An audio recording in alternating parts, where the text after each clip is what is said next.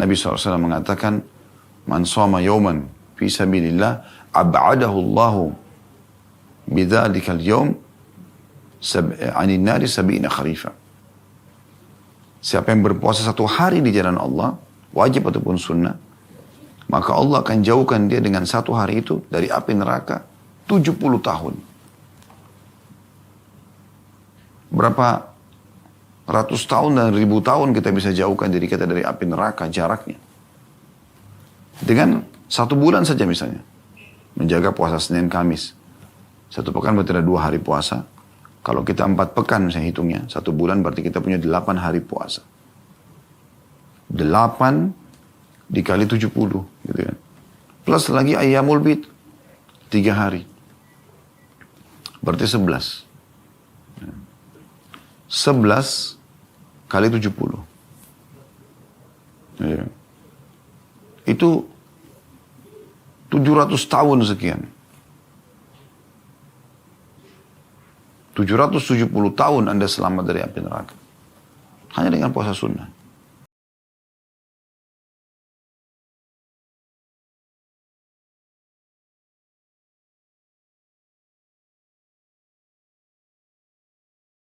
Assalamualaikum warahmatullahi wabarakatuh. Alhamdulillah. Wassalatu wassalamu ala rasulillah.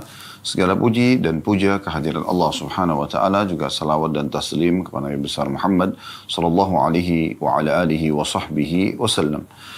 Kita akan masuk teman-teman sekalian di bab ini, hadis selanjutnya pada siang ini. Semoga Allah subhanahu wa ta'ala ikhlaskan niat dan terima sebagai ilmu bermanfaat dan juga amal soleh, tambahan di timbangan amal nanti pada hari kiamat. Allahumma amin. Hadis ke-11 dengan sanad sahih dan urutan 866 dari awal belajar berbunyi dari Jabir radhiyallahu anhu bahwa dia mendengarkan Rasulullah sallallahu alaihi wasallam bersabda kepada Ka'ab ibn Ujrah radhiyallahu anhu, "Ya Ka'ab ibn Ujrah, as-salatu qurban, was-siyamu junnah, was-sadaqatu tudfi'ul khati'ata kama yudfi'ul ma'u an-nar. Ya Ka'ab ibn Ujrah, الناس غاديان فبائع نفسه فموبك ركبته ومبتاع نفسه فمعتق ركبته." Hadis ini diriwayatkan oleh Abu Ya'la dan sudah kita jelaskan tadi, hadis ini adalah hadis yang sahih. Baik, terjemahnya teman-teman sekalian, kata Nabi SAW, wahai Ka'ab bin Ujrah, ketahuilah bahwasanya sholat itu adalah pendekatan diri secara khusus kepada Allah. Puasa itu akan menjadi perisai dan sedekah akan melenyapkan dan membersihkan kesalahan atau dosa-dosa sebagaimana air memadamkan api. Wahai Ka'ab bin Ujrah, manusia itu ada 2 macam di pagi hari. Ada yang menjual dirinya maka menjurumuskan lehernya, dan ada yang membeli dirinya maka dia menyelamatkan lehernya. Hadis ini teman-teman sekalian serupa dengan hadis setelahnya, hadis ke-12. Oleh karena itu kita akan bacakan sekaligus ya, dengan sanad sahih li ghairihi, atau menjadi sahih karena dikuatkan dengan riwayat-riwayat dan urutan 867 dari awal belajar berbunyi dari Ka'ab bin Ujrah radhiyallahu anhu, dia berkata, Rasulullah sallallahu alaihi wasallam bersabda, ya Ka'ab bin Ujrah, innahu la yadkhulul jannata lahmun wa damun nabata ala suhutin atau ala suhtin, an-naru awla bihi. Ya Ka'ab bin Ujrah, الناس غاديان فغاد في فكاك نفسه فمعتقها وغاد موبكها. يا كعب بن أجرة الصلاة قربان والصوم جنة والصدقة تطفئ الخطيئة. Hadis ini diriwayatkan oleh Ibnu Hibban dalam Sahihnya. Baik teman-teman sekalian, terjemahan daripada hadis ini, wahai Ka'ab bin Ujrah, sesungguhnya tidak akan masuk surga daging dan darah yang tumbuh dari sesuatu yang haram. Maka lebih layak baginya. Maka neraka lebih layak baginya. Wahai Ka'ab bin Ujrah, manusia ada 2 macam dalam usaha. Yaitu yang berusaha menebus dirinya, maka dia menyelamatkannya. Dan ada yang berusaha menjual dirinya kepada syaitan, maka dia menjerumuskannya. Jadi tadi manusia ada 2 macam dalam hal usaha, yaitu orang yang berusaha menebus dirinya maka dia menyelamatkannya, dan ada yang berusaha dalam kurung menjual dirinya kepada syaitan maka ia menjerumuskannya. Wahai Ka'ab bin Ujrah, salat itu adalah pendekatan diri kepada Allah, kemudian puasa adalah perisai dan sedekah melenyapkan kesalahan-kesalahan, juga titik-titik. Di titik-titik yang pertama dalam kurung kepada Allah itu ada footnote nomor 2. Ya. Di sini tercantum kata beliau ucapan dalam Sahih Ibnu Hibban nomor 261 dalam Mawarid dengan lafaz sedekah adalah bukti. Dan dia tidak tercantum dalam buku aslinya. Jadi mesti diberikan gambaran di situ. Kemudian teman-teman sekalian, saya melihat di sini ya, hadis ke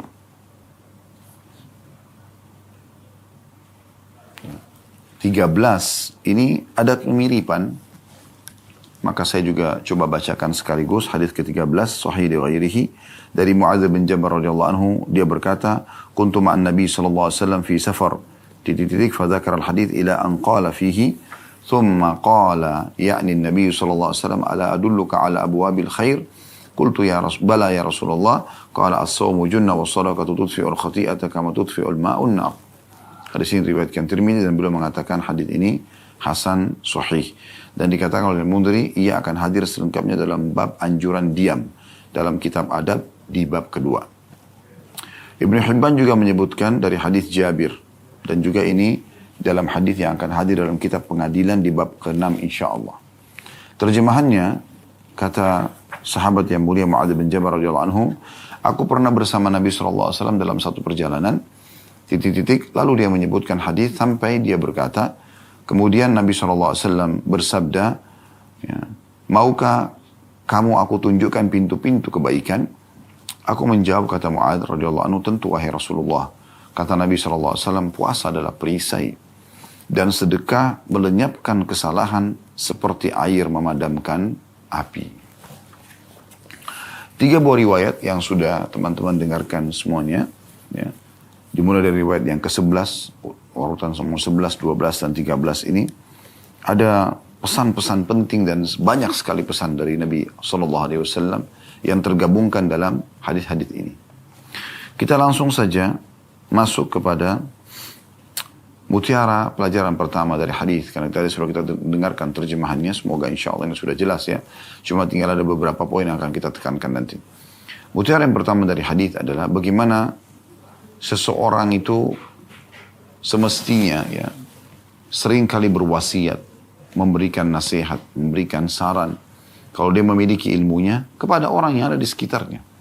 Dia mulai dari orang-orang yang terdekat yang dia harapkan semoga orang itu bisa mengamalkan ilmu tadi. Di sini Nabi SAW memanggil Ka'ab bin Ujrah radhiyallahu anhu dan memberikan wasiat ini kepada beliau.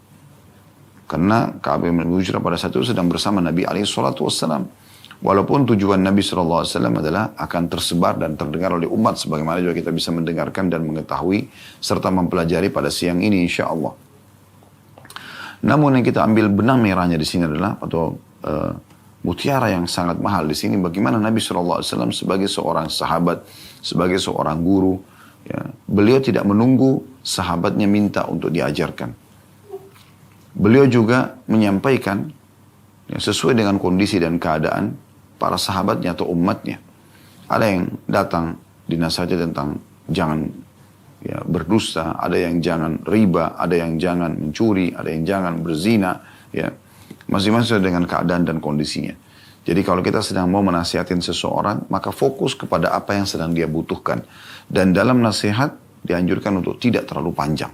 Dalam arti kata, fokus kepada satu permasalahan yang penting tuntas daripada kita menumpukkan dalam satu kali wasiat semuanya ya bertumpuk yang memang berbeda-beda bahasan sehingga si mad'u atau orang yang sedang didakwahi atau orang yang sedang diberikan nasihat tidak bisa mencerna secara keseluruhan. Jadi tidak semua orang bisa secerdas yang kita bayangkan, semuanya bisa dia ya tangkap, tapi ada orang tidak. Dia butuh pelan-pelan dijelaskan. Ya, makanya Imam Syafi'i rahimahullah, karena fahamnya bahwasanya ilmu itu mahal, dan setiap kali orang dapat hidayah karena dia, maka dia pun akan panen pahalanya. Ada di antara orang yang hadir di majelis beliau seringkali lambat dalam memahami materi, dan beliau berada di belakang majelis. Maka Imam Syafi'i rahimahullah setelah selesai materi, masih duduk dan menjelaskan kembali kepada orang tersebut. Sampai orang itu merasa tidak enak sendiri mengatakan, wahai imam, nggak masalah, nanti saya belajar dari teman-teman, ya, atau saya berusaha pahami. Kata Imam Syafi'i, tidak, sampai kau faham. Maka dijelaskanlah sampai dia faham. Ya. Baik teman-teman sekalian, ini pelajaran pertama dari hadis. Pelajaran yang kedua adalah wasiat Nabi SAW di hadis ke-11. Ya, kita mulai dari hadis ke-11 dulu. Pesan pertama Nabi SAW kepada Ka'ab, as-salatu kurban. Ketahuilah solat itu adalah pendekatan diri kepada Allah SWT. Apa maknanya? Solat adalah amal yang paling baik yang digunakan ya, atau dikerjakan oleh seorang hamba dalam hal mendekatan diri kepada Tuhannya Allah. Dan kita sudah jelaskan di jilid 1 di kitab solat atau bab solat, bagaimana solat ini satu-satunya teman-teman sekalian, satu-satunya ibadah yang Nabi SAW terima di langit. Yang lain semua di bumi. Tapi yang khusus satu ini, Nabi SAW melakukan perjalanan yang unik. Ya. Tidak akan bisa difahami dan direnungi dan diterima kecuali orang-orang beriman. Yaitu perjalanan Isra dan Mi'raj. Bagaimana Nabi SAW melakukan perjalanan yang luar biasa. Dari Masjidil Haram ke Masjidil Aqsa. Yang pada saat itu 2 bulan dengan menunggangi kuda terbaik, dan yang mengincir kuda itu, yang menunggangi kuda itu adalah laki-laki muda yang terbaik juga. Tapi beliau bisa lalui 1 malam ke Masjidil Aqsa dan kemudian Mi'raj ke langit lalu menerima perintah sholat ini. Dan juga banyak hadis-hadis yang sudah kita sebutkan tentang keutamaan sholat, diantaranya adalah hadis yang masyhur. Terus kami ingatkan ini agar setiap muslim hati-hati dan perhatian terhadap sholatnya. Awal amal yang dihisab hari kiamat adalah sholat. Kalau dia baik, beruntunglah dia. Selamatlah pemiliknya itu. Dan kalau dia buruk, maka rugi dan celakalah dia. Dalam riwayat lain, sholat itu akan membantu amal-amal lain. Dan kalau dia buruk, kalau dia baik akan membantu amal lain. Kalau dia buruk, maka akan mengganggu juga amal-amal yang lainnya. Jadi memang sholat ini adalah ibadah yang luar biasa. Harusnya setiap muslim tidak bisa main-main. Tidak menganggap ini sebuah mainan dan hanya sesuatu yang berlalu begitu saja. Hasan radhiyallahu anhu itu kalau dikumandangkan azan, beliau wudu lalu beliau segera ke masjid. Kemudian sebelum masuk masjid beliau tenangkan diri dan sampai wajah beliau memerah. Sebagian orang di sekitarnya mengatakan, wahai ya, Hasan, ada apa? Ada seseorang yang mengancam Anda, ada ketakutan yang sedang mengancam Anda. Mereka mau bantu gitu. Kata dia, tidak. Apakah kalian tidak tahu saya akan masuk dan menghadap kepada siapa sebentar lagi? Sholat. Mereka agungkan sholat itu. Mereka agungkan sholat itu. Mereka sadari kalau mereka akan berbicara dengan sang raja yang sebenarnya. Mereka tahu mereka akan menghadap dan mendekatkan diri kepadanya. Zat yang satu-satunya pemberi rezeki. Satu-satunya yang menghidupkan dan mematikan. Satu-satunya yang mengatur pergantian siang malam. Satu-satunya yang menurunkan hujan dari langit. Satu-satunya yang menciptakan segala sesuatunya dan mengatur semua yang ada di alam semesta ini. Allah subhanahu wa ta'ala. Bagaimana seorang mukmin tidak tergetar hatinya pada saat sholat. Sementara dia harus tahu kalau dia sedang berhadapan dengan zat yang sempurna dan maha mulia. Dan tidak butuh pada siapapun. Termasuk kita sendiri. Kita yang butuh dengan kata kepadanya. Dan sebagai nikmat yang harus kita syukuri, bagaimana Allah mudahkan kita dipilih dari antara hamba-hambanya yang tergerak hatinya untuk mengerjakan sholat dan mempelajarinya. Maka ini jangan disia-siakan. Jangan pernah berpikir teman-teman sekalian sholat itu seakan-akan kewajiban yang di-store begitu saja. Tidak. Kita harus jadikan sholat itu adalah pendekatan diri kepada Allah subhanahu wa ta'ala. Sesuatu yang kita sendiri butuh. Tidak boleh disia-siakan. Maka ini penting. Ya. Jadi ini pelajaran dari potongan yang kedua dari hadis dan sekaligus mutiara yang kedua adalah as-salatu kurban. Makanya dalam beberapa atau ada riwayat yang tersebutkan Nabi alaihi salatu wassalam itu kalau ada sesuatu yang beliau inginkan atau ada hajat atau ada keperluan, maka beliau segera menuju ke salat. Ya, jadi salat ini luar biasa gitu. Dan kalau orang kerjakan ikhlas karena Allah SWT, Allah sudah sebutkan dalam Al-Quran. Inna salata tanha anil fahsya'i wal munkar. Salat pasti akan menahan seseorang dari perbuatan keji dan mungkar. Tidak ada kriminal yang akan dia lakukan. Kalau dia jaga salatnya, dia akan jadi orang baik. Tolak ukur orang ini baik atau tidak adalah bagaimana salat dia jaga. Kalau dia jaga salatnya, azan dia langsung tinggalkan semua aktivitas lalu dia sholat. Dalam sholatnya pun dia tahu 3 hal yang harus dia jaga. Tepat waktu, tepat gerakan, dan tepat bacaan. Bahasa sederhana adalah khusyuk. Ya, gabungannya. Maka orang ini yang paling layak menjadi suami, yang paling layak ya, menjadi istri, yang paling layak menjadi sahabat, yang paling layak menjadi partner bisnis, dan seterusnya. Ini tolak ukurnya. Sepintar apapun dia, ya, secantik dan setampan apapun dia, kalau tidak sholat, selesai, lupakan saja. Tidak ada manfaatnya bagi kita. Ya. Maka sholat adalah tolak ukurnya. Sampai waktu Umar radhiyallahu anhu sudah ditusuk, ya. Dan datang tabib mengecek separah apa sih luka Umar. Lalu diberikan minum beliau susu. Pada saat beliau minum susu, dari lubang tusukan Abu Lu'lu' yang ditusuk dari punggung belakang, ya, tembus sampai ke depan, itu keluar susunya. Maka tabibnya tahu kalau ini tidak akan selamat.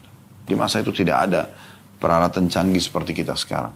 Ini tusukan yang luar biasa gitu, membinasakan memang. Dan Umar radhiyallahu anhu sempat pingsan. Lama dia pingsan. Dan tabib serta orang sekitar itu tahu kalau dia sedang ya, pingsan, bukan mati karena masih bernafas. Sampai tiba waktu sholat pada saat itu. Maka di sekitar Umar ada Ali dan Abbas radhiyallahu anhuma, sepupu dan juga paman Nabi SAW. Maka Abbas mengatakan telah tiba waktu sholat. Bagaimana sekarang dengan Amir Mu'minin yang pemimpin orang-orang beriman nih? Maka kata Ali, kita kumandankan atau panggilkan sholat. Karena Umar tidak pernah mendengarkan sholat kecuali pasti dia akan semangat gitu. Maka Ali pun membisikkan radhiyallahu anhu di kuping Umar yang lagi pingsan ya. Ya Amir Mu'minin, as-salah. Ya Amir Mu'minin, as-salah. Wahai pemimpin orang beriman, sholat sudah tiba. Wahai pemimpin orang beriman, sholat telah tiba. Maka tiba-tiba Umar sadar, terbangun. Kemudian beliau mengatakan, tidak ada Islam bagi orang yang tidak sholat. Tidak ada Islam. Nggak bisa dinilai dia orang Muslim, walaupun dia ngomongnya panjang lebar sana sini. Dianggap orang berprestasi. Kalau nggak sholat, selesai urusannya. Sholat ini tolak ukurnya. Ya. Makanya Nabi SAW mengatakan, as-sholatu qurban. Ini dinilai pendekatan diri seorang hamba pada Tuhannya adalah kalau dia sholat. Mutiara yang ketiga dari hadis adalah potongan yang ketiga juga dari hadis yang pertama, was-siyamu junnah. Dan puasa itu adalah perisai. Di riwayat yang ke-12 juga sama, was-sawmu junnah. Puasa itu adalah perisai. Ya. Kemudian juga di riwayat yang ke-13 sama ya, ada potongan juga as-sawmu junnah. Puasa itu adalah perisai. Dalam riwayat lain, ya, yang lebih merincikan ini adalah, kata Nabi SAW, was-sawmu junnatun ka junnati ahadikum minal qital. Puasa itu perisai dari api neraka, sebagaimana perisai seseorang yang terkalian pada saat sedang berperang. Kita tahu perisai, biasa orang pakai bulat ataupun kotak ya. Kemudian digunakan di tangan kiri atau di tangan kanan, untuk menepis serangan musuh. Ya. Karena zaman dulu orang perisai ini dipakai untuk menepis lemparan tombak, anak panah, sabetan pedang gitu kan. Walaupun di masa sekarang pun masih dibutuhkan, tapi dengan teknologi canggih sekarang mungkin perisainya sudah berbeda gitu kan. Mungkin perisai itu sudah lebih kepada baju anti peluru misalnya. Nah. Tapi yang jelas kita perlu fahami dari potongan ini adalah siapa yang suka berpuasa. Ya. Puasa wajib Ramadan, kemudian puasa sunnah, Senin dan Kamis, seperti sekarang juga Ayyamul Bid. Ya. Kemarin tanggal 13 Muharram, hari ini 14, besok tanggal 15. Dia rutin jaga puasanya itu. Maka ini akan menjadi perisai yang luar biasa dari api neraka. Dalam riwayat lain juga sahih, Nabi SAW mengatakan, man shoma yawman fi sabilillah ab'adahu Allahu bidzalikal yawm anin nari sab'ina kharifa.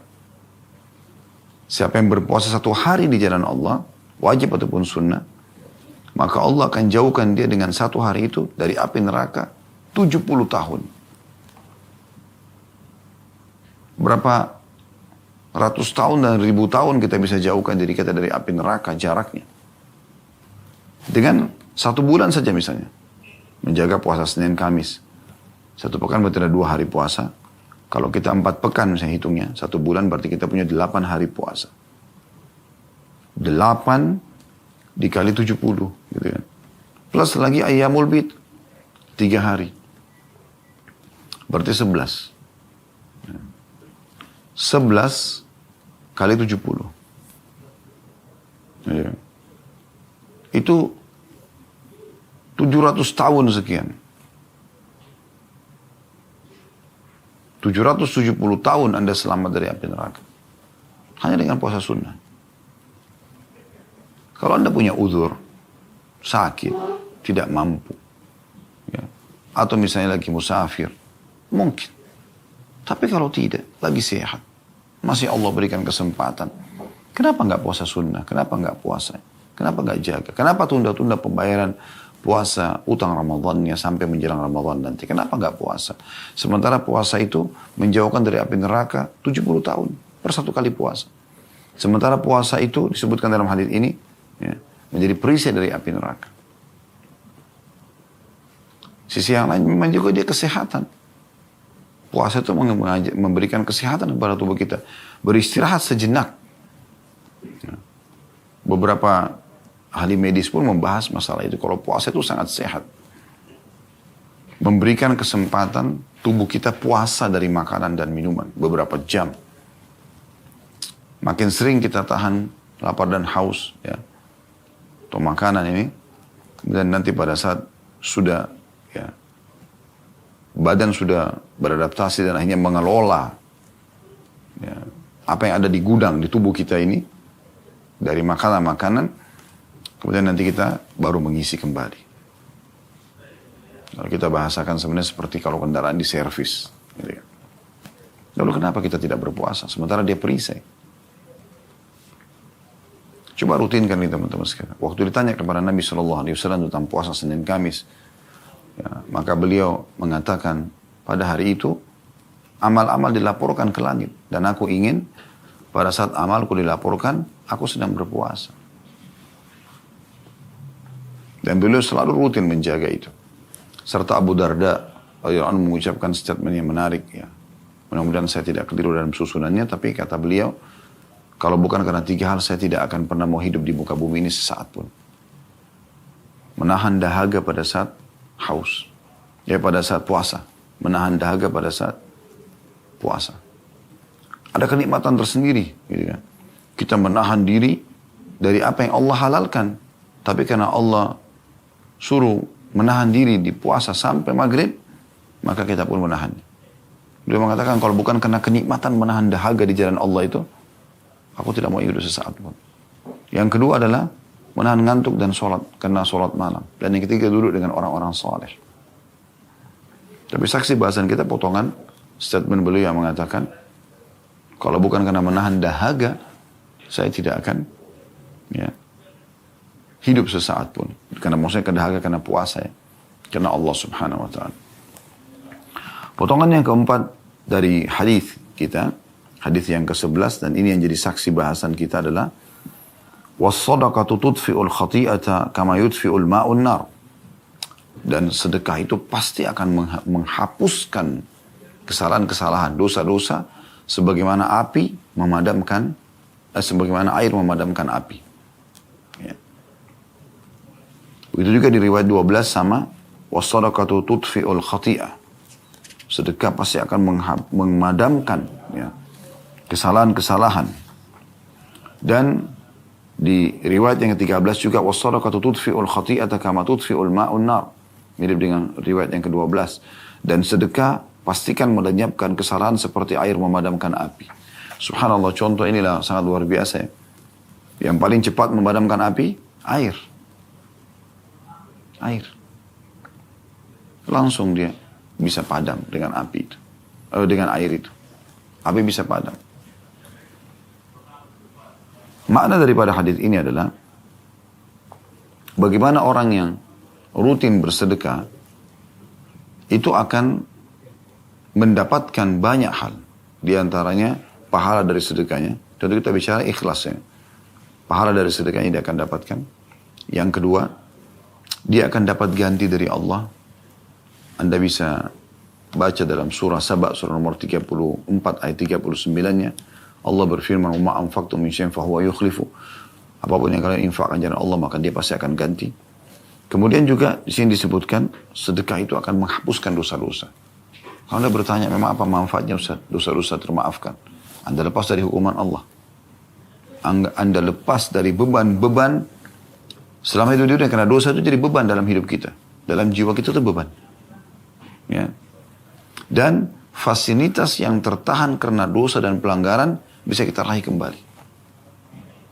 Nah, mungkin ada mengatakan, Ustaz, kan ada istighfar, ada taubat. Ya, Allah dengan kemahamurannya memberikan banyak cara untuk menghapuskan dosa kita.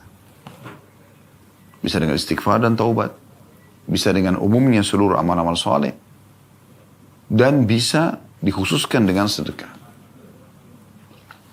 Jadi kalau Anda punya peluang bersedekah, sedekah. Dan sudah ini memang ini jadi saksi bahasan dalam kitab sedekah ini. Dan dalam bab kita ini adalah saksi bahasan dari hadis. Yaitu sedekah akan menghilangkan, melenyapkan seluruh kesalahan-kesalahan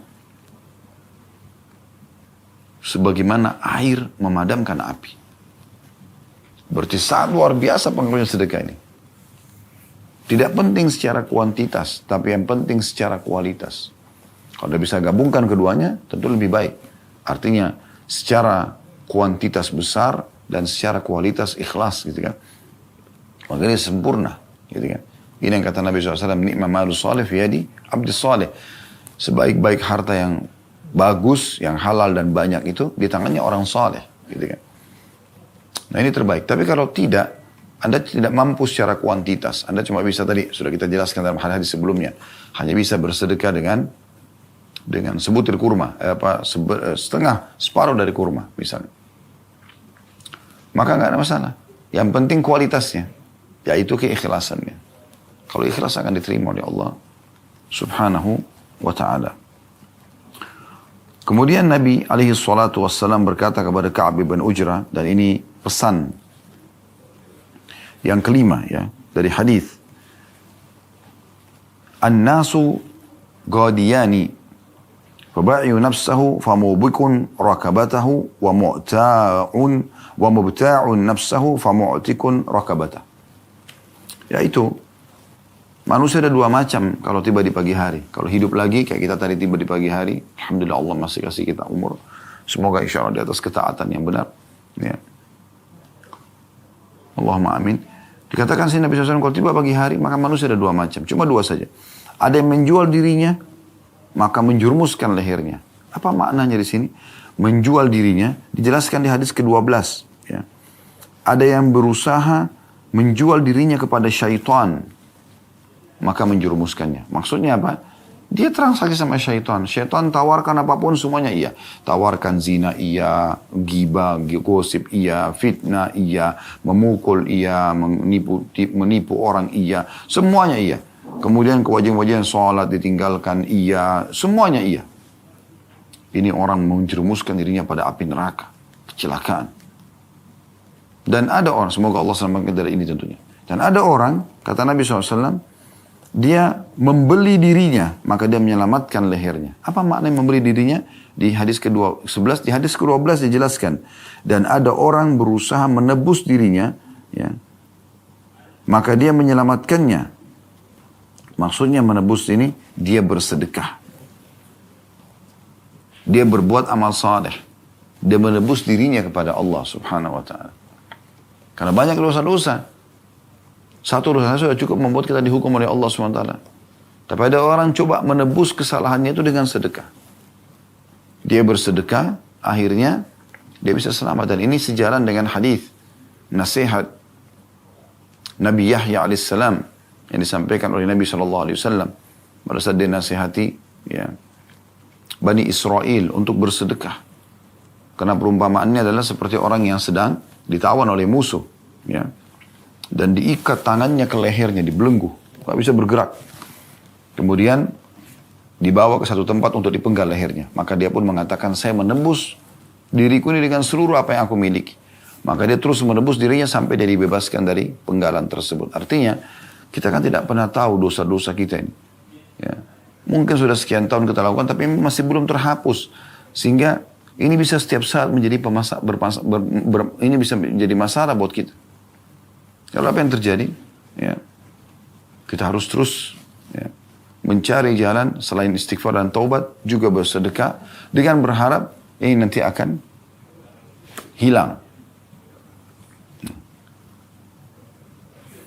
Maka tidak ada lagi hal-hal yang bisa menjerumuskan kita pada hukuman Allah Subhanahu wa taala karena sedekah ini. Jadi sedekah itu subhanallah dicintai oleh Allah, dicintai oleh makhluk, ya. Maksudnya orang yang dermawan itu Allah suka sama dia. Allah suruh kita berinfak. Wa ma lakum la tunfiqu fi sabilillah walillahi mirathus samawati wal ard. Kenapa kalian tidak mau berinfak di jalan Allah sementara Allah yang menyuruh kalian pemilik seluruh yang ada di alam semesta ini. Artinya dia akan ganti, kenapa takut? Gitu kan. Dan Nabi SAW nasihati juga Asma binti Abi Bakar radhiyallahu anhuma. Jangan kau tahan-tahan, jangan perhitungan kalau sedekah, maka juga akan tertahan untukmu atau Allah akan balas kau yang serupa. Ini adalah amal yang luar biasa gitu. Maka Nabi SAW ingatkan masalah itu. Ada orang yang menjual, menebus dirinya ya, dengan sedekahnya, dengan amal-amal solehnya sehingga Allah selamatkan dari siksaan dan api neraka yang bisa datang karena perbuatan-perbuatan kesalahannya. Karena ada orang sengaja justru menjerumuskan dirinya. Sengaja negosiasi sama syaitan sehingga akhirnya hancurlah hidupnya. Dan syaitan ini semoga Allah selamatkan kita dari seluruh makarnya, seluruh bisikannya. Sampai kita bertemu dengan Allah dan Allah ridho dengan kehidupan kita. Allahumma amin. Dia hanya membisikkan angan-angan, merusak kehidupan kita. Dan kalau kita sudah terjerumus sekali, dia tidak ingin kita lepas. Dia akan terus berusaha agar tidak taubat. Kalaupun taubat diingatkan, diperindah kesalahan tersebut supaya kita bisa terjerumus lagi. Allahul musta'an. Allah tempat kita memohon pertolongan. Oleh karena itu berlindung pada Allah dari syaitan yang memang selalu mau menjerumuskan manusia, membuat ragu. Termasuk dalam masalah sedekah yang sedang kita bahas itu dalam surah Al-Baqarah. Allah mengingatkan masalah itu. Asy-syaitanu ya'idukumul faqra ya'murukum bil fahsya. Sungguhnya syaitan itu selalu menakut-nakuti kalian dengan kemiskinan.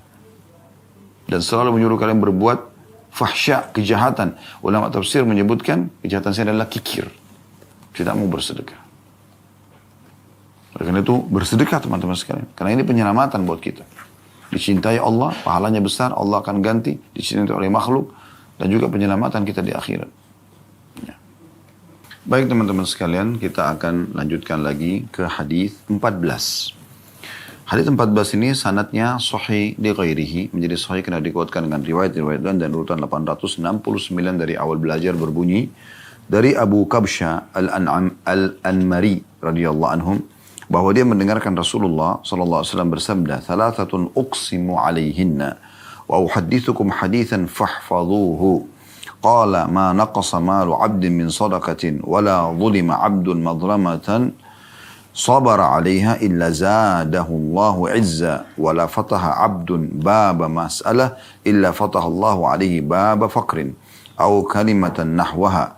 Wa uhaddithukum hadithan fahfadhuhu. Qala, إنما الدنيا لأربعة نفر عبد رزقه الله مالا وعلما فهو يتكي فيه ربه ويصل فيه رحمه ويعلم لله فيه حقا فهذا بأفضل المنازل وعبد رزقه الله علما ولم يرزقه مالا فهو صادق النية يقول لو أن لي مالا لعملت بعمل فلان فهو بنيته فأجرهما سواء وعبد رزقه الله مالا ولم يرزقه علما يخبط في مالي بغير علم ولا يتكي فيه ربه ولا يصل فيه رحمه ولا يعلم لله فيه حقا فهذا بأخبث المنازل وعبد لم يرزقه الله مالا ولا علما فهو يقول لو أن لي مالا لعملت بعمل فلان فهو بنيتي فوزرهما سواء. Hadisnya cukup panjang ini diriwayatkan oleh Tirmidzi, Ibnu Majah, dan Tirmidzi mengatakan hadis ini adalah hasan sahih. Dan hadis ini sudah sempat disebutkan di bab pertama di jilid 1 di bab ikhlas. Ya. Namun insya Allah karena berhubungan sekali dengan masalah bab kita ini maka diulangi oleh Al-Mundhiri rahimahullah. Ya, dan ini sudah umum terjadi di sebagian buku-buku hadis ya. Bila dia anggap bahwasanya hadis itu bisa menjadi saksi bahasan tambahan, menguatkan bagi pembaca dan membuat dia mengingat kembali, maka dia mengulangi hadis walaupun sudah disebutkan di jilid yang sebelumnya atau bahkan di bab sebelumnya. Baik, terjemahan daripada hadis ini, Rasulullah SAW bersabda, ada 3 perkara yang aku bersumpah atasnya dan aku akan menyampaikan hadis kepada kalian, maka hafallah baik-baik, ingat-ingatlah hadis ini. Beliau bersabda, harta seorang hamba tidak akan pernah berkurang karena sedekah. Tidaklah seorang hamba dizalimi dengan suatu kezaliman, lalu dia bersabar atasnya, kecuali Allah akan menambahkan kemuliaan kepadanya. Tidaklah seorang hamba membuka pintu meminta-minta, kecuali Allah akan membuka pintu kemiskinan untuknya. Atau kata perawi, kalimat yang senada dengannya. Dan aku akan menyampaikan kata Nabi SAW hadis kepada kalian, maka ingat-ingatlah atau hafallah baik-baik. Lalu beliau bersabda, masih lanjutan hadisnya, dunia itu hanya untuk 4 orang. Yang pertama, seorang hamba yang dikaruniai harta dan ilmu oleh Allah, lalu dia bertakwa kepada Tuhannya padanya, menjalin hubungan rahimnya padanya, dan mengetahui hak Allah padanya. Ini adalah hamba dengan kedudukan terbaik. Semoga kita termasuk ini insya Allah. Yang kedua, seorang hamba dikaruniai ilmu oleh Allah dan tidak dikaruniai harta. Dia memiliki niat yang benar. Dia berkata, seandainya aku mempunyai harta, maksudnya seperti tadi orang yang pertama itu, niscaya aku akan melakukan apa yang dilakukan oleh si fulan. Dia tergantung niatnya, maka pahala keduanya sama. Yang ketiga, golongan ketiga, seseorang hamba yang dikaruniai oleh Allah harta dan tidak dikaruniai ilmu. Dia bertindak ngawur dalam hartanya tanpa ilmu, yang bertindak salah. Dia tidak bertakwa kepada Tuhannya padanya, tidak menjalin hubungan rahimnya padanya, dan tidak mengetahui hak Allah padanya. Ini adalah hamba dengan kedudukan yang paling buruk. Dan golongan yang keempat dari manusia adalah seorang hamba yang tidak dikaruniai oleh Allah harta dan ilmu. Dia berkata, seandainya aku mempunyai harta, maka aku akan melakukan padanya apa yang dilakukan oleh si fulan. Dia melihat golongan yang ketiga, maka dia tergantung niatnya, maka dosa keduanya sama. Dosa keduanya sama. Hadis yang panjang ini memberikan banyak sekali pelajaran kepada kita. Melimpah sekali ilmunya. Ya. Kita langsung saja masuk kepada mutiara yang pertama dari hadis. Bagaimana pentingnya seorang pengajar ya, bisa membedakan retorika dalam menyampaikan pesan-pesan. Ada retorika yang digunakan hanya langsung saja masuk ke topik dan menjelaskan selesai. Di saat mungkin keadaan lebih santai ya, dan tema yang dibahas juga adalah tema yang lebih sederhana ya. Tapi ada saatnya di mana dia butuh keseriusan dan menarik perhatian audiens agar orang lebih perhatian. Seperti contoh, kalau hal yang disampaikan adalah hal yang penting, pahalanya melimpah, apalagi yang Allah wajibkan. Perhatikan di sini bagaimana retorika itu Nabi SAW gunakan. Beliau mengatakan, 3 hal aku bersumpah atasnya. Jadi, ayo serius nih. Dan aku akan menyampaikan kepada kalian hadis, fahfaduhu. Hafal baik-baik. Ya, ada perintah, fi'il amr. Hafal baik-baik. Maksudnya, hafal di otak kalian, renungi di hati kalian, aplikasikan dalam kehidupan kalian. Kan iman begitu. Ya. Bukan cuma ucapan lisan. Tapi dengan keyakinan hati dan juga aplikasi dalam kehidupan kita. Kita praktekin dalam kehidupan kita. Kita masuk mutiara yang kedua teman-teman sekalian, pesan pertama Nabi SAW. Dan ini masuk dalam saksi bahasan kita di kitab sedekah. Ketahuilah kata beliau, ma naqasa malu abdin min sadaqah. Ini pesan pertama Nabi SAW dalam hadis ini, dan ini mutiara kedua dari hadis ini tentunya. Mutiara pertama dari retorika penyampaian, gitu kan. Pesan yang kedua ini, atau pesan pertama yang merupakan mutiara kedua dalam hadis kita, sangat luar biasa. Karena kata Nabi SAW, jadi beliau menanamkan di benak kita dan di persepsi setiap muslim, Bukan seperti orang-orang kafir atau orang non-muslim fahami. Mereka, apalagi orang-orang yang berprinsip kapitalis, sayangnya banyak juga di antara muslimin atau ada di antara muslimin yang berprinsip seperti ini. Begitu mengeluarkan uang, misalnya dia punya saldo 1 juta rupiah, dia keluarkan 100 ribu, berarti hitung-hitungannya berkurang 100 ribu. Nah ini di mindset setiap muslim tidak boleh seperti itu. Karena yang dia keluarkan 100 ribu sedekah, itu kita sedang keluarkan di jalan Allah dan Allah pemberi rezeki itu akan menambahnya. Makanya Nabi SAW tanamkan prinsip ini. Tidak akan pernah berkurang harta seorang hamba karena sedekah. Maknanya apa? Yang kau keluarkan akan diganti. Tadi sudah saya sebutkan surah Saba, surah nomor 34 ayat 39.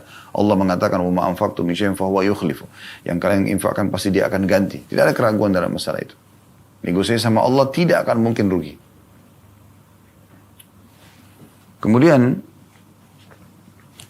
juga dari pesan ini, selain harta tidak berkurang dan menepis persepsi ya, orang-orang kapitalis yang sebagian muslim juga ada menjadikan sebagai prinsip hidupnya dalam sedekah sehingga mereka perhitungan sekali. Ya. Yang ada cuma ngumpulin harta terus. Mereka lupa kalau mereka meninggal, hanya mereka tidak bisa buat apa-apa dengan tabungannya itu. Dikelola oleh orang lain, dihabiskan oleh ahli waris. Gak mungkin dia setelah mati dia masih bisa menikmati hartanya. Makanya Nabi SAW mengingatkan dalam hadis, siapa dari kalian yang ingin dia kelola hartanya atau dikelola oleh ahli warisnya, maka sahabat mengatakan tidak ada seorang pun di antara kami ya Rasulullah kecuali berharap dia yang kelola hartanya. Kata Nabi SAW, yang kalian sedekahkan masa hidup kalian itulah yang kalian kelola. Yang kalian tabung-tabung terus sibuk, itulah yang dikelola oleh waris. Karena kalau kalian mati itulah mereka yang kelola. Lalu kenapa tidak sedekah semasa hidup? Kemudian pesan yang kedua dalam hadis ini, dan ini mutiara yang ketiga dari hadis kita, wala dhulima 'abdun madlamatan sabara 'alaiha illa zadahu Allahu 'izza, dan tidak ada seorang hamba yang terzalimi, diganggu orang, dizalimi orang, diambil haknya atau tidak diberikan haknya, kemudian dia sabar. Dia tahu ini ujian dari Allah Subhanahu wa taala. Kecuali pasti akan menambah kemuliaan buat dia. Dijamin. Kan biasanya di persepsi sebagian orang itu, kalau dia dizalimi, pasti dia terhina. Ada orang menghina dia di depan umum. Ada orang mengambil haknya, hak warisnya kah,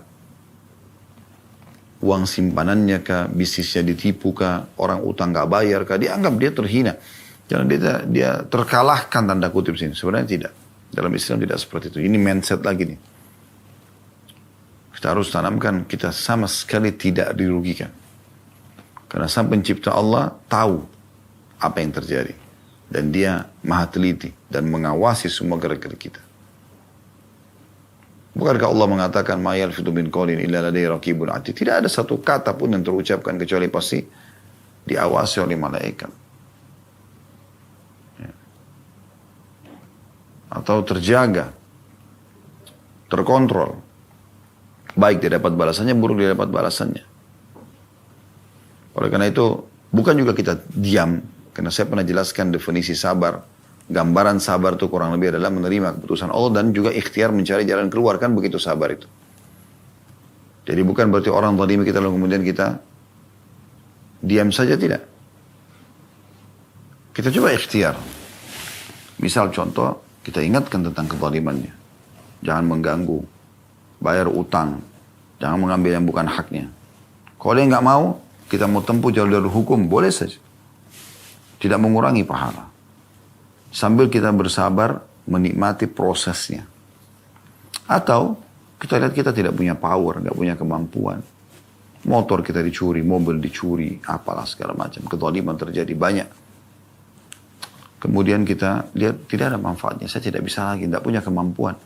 Sekarang kalau motor saya mau cari, mungkin saya butuh uang lebih mahal daripada harga motor itu. Lalu dia bersabar. Dalam arti kata, keputusan dia bukan tidak mau ikhtiar, tapi sepertinya mentok dari pengalaman orang-orang selama ini susah untuk mendapatkan kembali. Misal contoh. Maka ini juga tidak masalah. Ya. Dan Allah pasti akan tambah bagi dia kemudian, maksudnya Allah akan gantikan. Ya. kezaliman tersebut dengan kemuliaan. Pesan yang keempat dari hadis, dan ini ini pesan yang ketiga dari hadis, ya. Dan ini mutiara yang keempat, ya. Yaitu wala fataha abdun babal mas'alah illa fatallahu alaihi babal faqr au nahwaha. Dan tidak ada seorang hamba yang membuka pintu mengemis, suka mengemis, minta sementara dia mampu. Kecuali pasti Allah akan bukakan baginya pintu kemiskinan. Mau miskin, ya silakan mengemis. Subhanallah, coba lihat depan mata teman-teman. Orang yang selalu ngulurin tangan, mengemis, kita temukan sampai tua, bahkan ada sampai meninggal jadi pengemis. Karena memang dia buka pintu itu. Masih ingat kita pernah bahas ini masalah di kitab sedekah juga ya, di beberapa bab sebelum ini, tentang haramnya orang mengemis dalam Islam, kecuali dalam keadaan-keadaan tertentu. Dan lebih kuat pendapat ulama, kalau dia sudah punya makanan untuk hidup di siang hari, dia nggak boleh mengemis. Beberapa riwayat menyebutkan siang dan malam atau seharian. Nggak boleh dia minta hari itu, karena dia sudah Allah penuhi. Dan Nabi SAW mengatakan, man asbaha aminan fi sirbi. Siapa yang bangun di pagi hari dalam kondisi aman di wilayahnya, di negaranya, di tempat tinggalnya. Mu'afan fi jasadi. Jasadnya sehat. Lahu qutu yaumi, dan dia punya makanan hari itu, faka'anna mahizat lahu dunya, maka seakan-akan dunia sudah datang semuanya kepada dia. Karena itu yang kita butuhkan. Dunia ini apa yang kita butuhkan? Jam tangan, cuma satu dipakai. Walaupun Anda punya 10 jam tangan. Kan tidak mungkin, kan aneh. Kalau pakai tangan-tangan, jam tangan 1, 2, 3, 4 berderet, orang ketawain. Baju, Anda pakai baju. Paling tinggi, 2 lembar baju. 1 baju kaos dalam, 1 baju kemeja misalnya di luar. Ada orang mungkin cuma 1 lembar dia pakai sama dia, 1 kemeja karena tidak terbiasa dengan kaos dalam. Musim dingin mungkin orang tambah dengan 1 lagi jaket. Maksimal udah. Gak ada orang pakai 10 baju. Batasan dunia begitu. Kacamata. Orang pakai 1. Walaupun punya 10 kacamata. Kopiah, orang pakai 1. Celana, orang pakai 1. Sepatu, pakai 1. Walaupun punya 3 sepatu, nggak mungkin sepatu di semuanya. Sendal juga begitu, dan seterusnya. Mobil, walaupun punya sekian mobil, dia pakai 1. Nanti selesai pakai ini baru bisa pakai. Tidak bisa bersamaan, dia pakai semuanya. Ada batasannya, dunia seperti itu. Maka kalau sudah ada kebutuhan kita terpenuhi, untuk hari itu saja sudah cukup. Dan jangan selalu lihat orang di atas kita, lihat orang yang di bawah kita. Ini pesannya. Kemudian Nabi SAW menambahkan lagi, tadi itu sudah kita jelaskan ya, potongan keempat dari hadis tadi ya. Pesan yang ketiga dari Nabi SAW, dan mutiara yang keempat. Karena mutiara yang pertama tadi kita sudah jelaskan retorika Nabi SAW dalam menyampaikan, butuh serius di beberapa tema sehingga menarik perhatian audiens. Kemudian 3 pesan Nabi SAW yang merupakan mutiara yang kedua, ketiga, dan keempat dari hadis ini. Yaitu tidak akan berubah harta karena sedekah, tidak ada orang yang terzalimi kemudian dia sabar kecuali akan menambah kemudian, dan tidak ada ya, orang yang membuka pintu mengemis kecuali Allah akan bukakan baginya pintu kemiskinan. Sudah banyak lebar kita jelaskan banyak hadis berhubungan dengan masalah ini. Apalagi kalau dia mampu ya, dia mengemis itu dia seperti memegang bara api neraka. Baik, kita masuk teman-teman sekalian ke mutiara yang kelima dari hadis, yaitu Nabi SAW mengatakan dunia ini terdiri dari 4 orang. Golongan pertama yang paling mulia, yaitu orang yang Allah berikan kepadanya ilmu dan harta. Harta dan ilmu. Kaya dan pintar agama, faham. Dan dia bertakwa kepada Allah, kepada Tuhannya padanya. Jadi dia takut kepada Allah terhadap harta dan ilmu itu. Menjalin hubungan rahim padanya. Sedekah, bantu kerabatnya. Berikan pendidikan dan nasihat kepada kerabatnya. Dan mengetahui hak Allah padanya. Pada harta itu. Dan pada ilmu itu.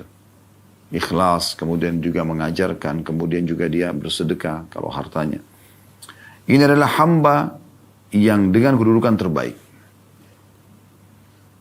Ini mutiara teman-teman sekalian. Kalau saya lihat ini adalah mutiara yang kelima dari hadis. Ya. Walaupun ini, kalau kita mau bilang pesan Nabi, maka ini pesan yang keempat dalam hadis ini. Nabi juga suruh hafal baik-baik. Ingat, dunia ini hanya berisi 4 golongan. Yang pertama, yang paling baik. Orang yang Allah kasih harta dan ilmu. Dia bekerja, dia berusaha punya harta. Dengan tujuan harta yang melimpah ini akan dia gunakan di jalan Allah SWT. Dan dia juga punya ilmu, dia tahu ini sumber halal mana, sumber haram mana. Dan dia sibuk ya mencari keridhaan Allah dengan harta tersebut, karena punya ilmunya. Ini orang yang paling afdal. Dia terus berbuat baik dengan kerabat-kerabatnya, dia membantu tetangga-tetangganya, sibuk dengan kebaikan tersebut. Dermawan, harta, dan juga cerdas dan faham agama sehingga bisa menasihati umat. Ini luar biasa. Semoga Allah SWT jadikan kita golongan ini. Ini golongan yang paling mulia. Target kita ini, karena kata Nabi SAW, fahada bi afdalil manazil. Ini kedudukan yang paling terbaik. Mutiara yang keenam dari hadis ini, golongan yang kedua adalah orang yang Allah karuniai ilmu tapi tidak punya harta, tapi dia benar dengan niatnya. Maka dia berkata, seandainya aku mempunyai harta seperti fulan, maksudnya seperti golongan yang pertama tadi, yang punya ilmu dan harta, niscaya aku akan melakukan apa yang dilakukan oleh dia. Golongan pertama itu sibuk mengajar sana sini, ya, banyak majelis taklimnya, dia mengisi pengajian, ngajarin orang, nasihatin orang, banyak orang dapat hidayah dari dia. Kemudian juga hartanya, sibuk bangun masjid, rumah anak yatim, buka puasain orang, A, B, C, macam-macam kegiatan semua. Sosial diikuti sama dia. Maka golongan kedua ini, Allah kasih ilmu, dia faham ini. Dia lihat depan mata, ini orang luar biasa. Tapi dia tidak punya harta, dia nggak bisa ikut kerjakan. Nggak bisa bangun masjid, nggak bisa rumah anak yatim, nggak bisa buka puasain orang, dan segala macam. Maka dia dengan niatnya, kata Nabi SAW, sadikun niyah. Dia dengan niatnya terus dalam hati, dia mengatakan, ya Allah, kalau antara dia sama Tuhannya, kalau seandainya engkau memberikan aku harta seperti dia, si fulan itu, aku pasti akan lakukan yang sama. Dan dia benar-benar jujur. Artinya kalau betul Allah kasih, dia akan lakukan. Maka kata Nabi SAW, ini pesannya, wahuma fi ajri sawa. Maka mereka sama pahalanya. Atau fa'ajruhum sawa. Artinya golongan kedua ini peluang emas nih. Modalnya belajar agama. Harta kurang, kita bisa raih pahala orang-orang yang banyak bersedekah dengan ilmu kita. Kemudian mutiara yang ketujuh dari hadis, dan ini pesan yang keenam dari Nabi SAW adalah golongan yang berbahaya nih. Sibuk cari harta, tapi nggak punya ilmu. Hartanya melimpah, berhasil dia secara duniawi. Tapi nggak tahu mana halal, mana haram. Dipakai hartanya itu berdosa, berzina sana sini, mabuk-mabukan, foya-foya. Tidak silaturahim dengan keluarganya, tidak mengeluarkan zakatnya dan seterusnya. Maka ini kata Nabi SAW, ini kedudukan yang buruk sekali. Ada yang lebih buruk, ada. Ini mutiara yang ke-8. Ini pesan ke-7 dari Nabi SAW. Sekaligus menutup hadis ini. Kata Nabi SAW, dan ada orang tidak ada hartanya, nggak ada ilmunya. Udah miskin, bodoh. Ini hati-hati nih, golongan paling buruk ini. Dia nggak mau belajar agama, sehingga tidak punya ilmu agama. Kalau dia belajar agama kan, walaupun dia miskin, jadi golongan kedua tadi kan. Tapi ini enggak. Dia nggak mau belajar agama, sehingga bodoh terus. Tidak pernah tahu mana halal, mana haram. Kemudian tidak punya juga harta. Miskin. Uniknya, kata Nabi SAW, yang dia lihat bukan golongan pertama sama golongan kedua. Tapi dia melihat golongan yang ketiga. Siapa golongan ketiga? Orang yang kasih harta. Allah kasih harta tapi tidak punya ilmu. Sehingga dipakai bangun diskotik, foya-foya, karaoke, segala macam dosa-dosa. Maka golongan yang keempat ini bilang, karena dia lihat hartanya, oh kalau saya juga dapat seperti dia, saya akan buat yang sama. Betul-betul dari hatinya dia mau begitu. Menjadi orang seperti ini. Kepala geng, kejahatan, apalah segala macam. Kriminal. Dia juga mau. Apa kata Nabi SAW? Fahuma fi wazri sawa. Atau dalam riwayat dikatakan fawizruhuma sawa. Maka dosanya sama. Ini orang yang luar biasa ruginya. Sudah miskin, tidak dapat apa dunia. Juga tidak bisa tahu agama. Lalu pikul dosanya orang yang sudah kaya raya yang foya-foya. Hanya karena niatnya tulus dari hati, dia mau begitu. Kita tambahkan di sini teman-teman sekalian, mutiara yang ke-9 dari hadis ya, yaitu pentingnya seseorang mengontrol niatnya. Dan niat sangat berpengaruh dalam kehidupan seseorang. Dalam sebuah hadis yang diriwayatkan Imam Muslim, kata Nabi SAW, "Idza iltaqal muslimani bisayfihima faqatil wal maqtul finnar." Kalau dua orang muslim bertemu dengan pedangnya, maka yang membunuh dan yang dibunuh dua-dua masuk neraka. Habis para sahabat bingung dan mengatakan, "Ya Rasulullah, hadzal qatil." Kalau pembunuh kami sudah tahu masuk neraka. Fama balu maktul, bagaimana dengan orang yang dibunuh? Kok dia juga masuk neraka? Kata Nabi SAW apa? Li'annahu kana harisan ala qatri sahibihi. Karena dia kalau tidak terbunuh, dia pasti akan bunuh rivalnya. Sebenarnya dengan niatnya, dia kalau tidak terbunuh, dia akan membunuh. Maka karena itu juga dia masuk ke neraka. Coba. Tidak ada dalam Islam bertengkar-tengkar, ribut-ribut, apalagi saling bunuh-bunuhan. Soalnya dalam keadaan tertentu kita diserang, kita harus membela diri, membela agama, ya. Maka itu berbeda. Oleh karena teman-teman, jadilah golongan yang pertama yang dipesankan oleh Nabi alaihi salatu wassalam. Dan insya Allah kedepannya kita akan lanjutkan nanti hadis ke-15.